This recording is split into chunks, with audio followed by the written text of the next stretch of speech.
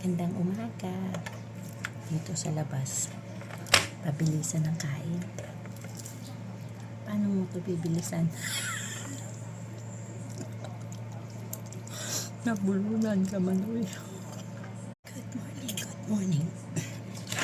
Wala akong tingog. Hindi masarap. Pero okay lang. Dahil lahat ng pagkain blessing. Pero basta